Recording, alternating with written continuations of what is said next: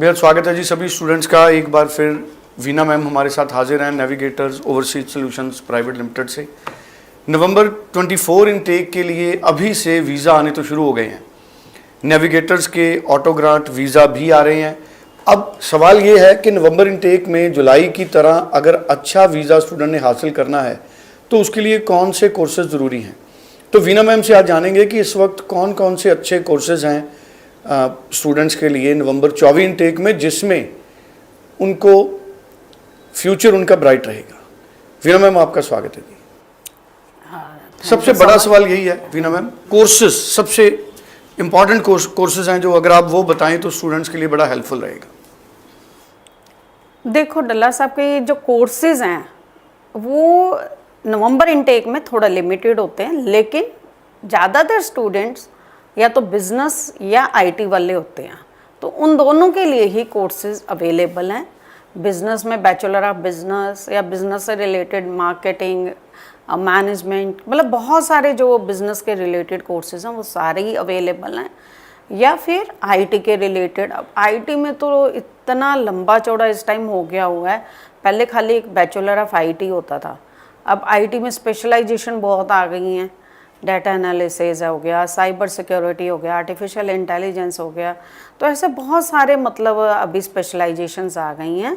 तो स्टूडेंट जो है, ज़्यादातर बच्चे जो हैं वो अब आईटी में बहुत सारे डिफरेंट जो अपनी लाइन लेके वो कंप्लीट करते हैं, जिसमें क्योंकि फर्स्ट ईयर चाहे वो कोई भी प्रोग्राम हो, चाहे वो मेडिकल हो, नॉन मेडिकल हो, आईटी का हो या बिजनेस का हो, तो जो ग्रेजुएशन फर्स्ट ईयर है वो सब जगह एक जैसा कॉमन ही होता है।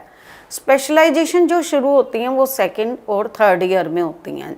तो फर्स्ट ईयर इनका बेसिकली कह लो कि कॉमन होता है और स्पेशलाइजेशन, लेकिन बच्चा जो जाने से पहले चूज़ कर सकता है कि उसको मेजर कौन से लेने हैं, किस में स्पेशलाइजेशन करनी है। तो 24 के जो +2 स्टूडेंट्स हैं, पास आउट +2 12th क्लास के, वो नवंबर के लिए अप्लाई कर सकते हैं। या फिर अगर नवंबर उनका निकल जाता है तो जैन की उनकी ऑप्शन होगी, लेकिन वो कोशिश करें कि नवंबर के लिए अप्लाई करें, जिससे कि उनका जो गैप जस्टिफिकेशन की कोई दिक्कत नहीं आती है।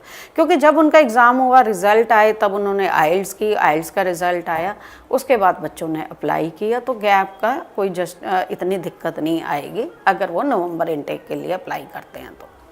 बिल्कुल ठीक है। और कौन से प्रोफाइल हैं जिनको आप रिकमेंड करते हैं कि ये वीज़ा हासिल कर सकते हैं? ये चीज़ एक थोड़ी सी आजकल मुश्किल है, लेकिन पंजाब और हरियाणा से स्टेट बोर्ड नहीं ले रही यूनिवर्सिटीज़, कोई भी यूनिवर्सिटी इस समय नहीं ले रही है। कॉलेजेस को अगर हम छोड़ दें तो यूनिवर्सिटीज़ जो लेंगी वो या तो सीबीएसई या आईसीएसई के बच्चों को, और जो परसेंटेज है वो भी मिनिमम 60% है, अदरवाइज 65% है ज़्यादातर यूनिवर्सिटीज़ की +2 वाले स्टूडेंट्स के लिए। और ग्रेजुएशन वाले बच्चों के लिए तो वही है कि सेक्शन 1, सेक्शन 2, सेक्शन 3 यूनिवर्सिटी के हिसाब से 55, 60 और 65% होती है। अब क्योंकि ग्रेजुएशन वाले बच्चे का 3 से 5 साल तक का गैप, अगर वो जॉब कर रहा है तो एक्सेप्टेड है, बट ग्रेजुएशन 12th क्लास बच्चे का जो गैप है फर्स्ट ईयर का ही एक्सेप्टेड है, वो भी प्रॉपर एक्सप्लेनेशन के साथ। तो स्टूडेंट जो हैं जब अप्लाई करते हैं तो उनका गैप नहीं होना चाहिए 12th क्लास के बच्चों का। और स्टेट बोर्ड बिग नो है हरियाणा और पंजाब से, बाकी ऑल ओवर इंडिया से मैक्सिमम जगह से ले रहे हैं, कुछ जगह को छोड़ के। और जो उनको लेना चाहिए बिजनेस वाले बच्चे और आईटी वाले बच्चों के लिए, तो मेजॉरिटी प्रोग्राम्स नवंबर इनटेक में अवेलेबल हैं। अब परसेंटेज उनकी बताई दी मैंने, आइल्स जो है 6 बैंड मिनिमम चाहिए +2 वाले स्टूडेंट्स को, और पोस्ट ग्रेजुएशन वालों को 6.5 नॉट लेस देन 6 चाहिए।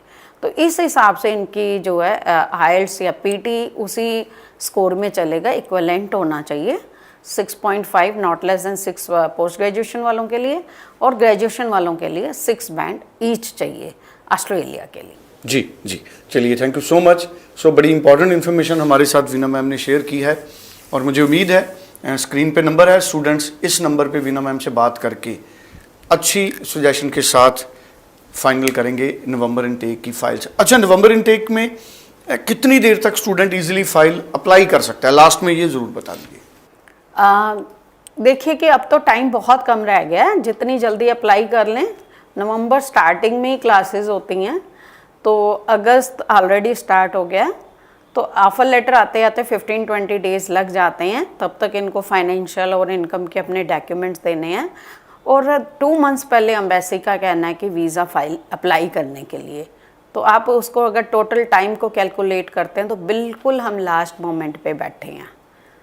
अगस्त, सितंबर, अक्टूबर 3 महीने हमारे पास, और 3 मंथ्स की कैलकुलेशन आपके सामने आ रही है। 1 मंथ इनका COE लेने तक, और उसके बाद वीज़ा फाइल का टाइम। जी चलिए, thank you so much. Screen पे नंबर है, सभी स्टूडेंट इस नंबर पे कॉल कर सकते हैं। Thank you so much. Thank you.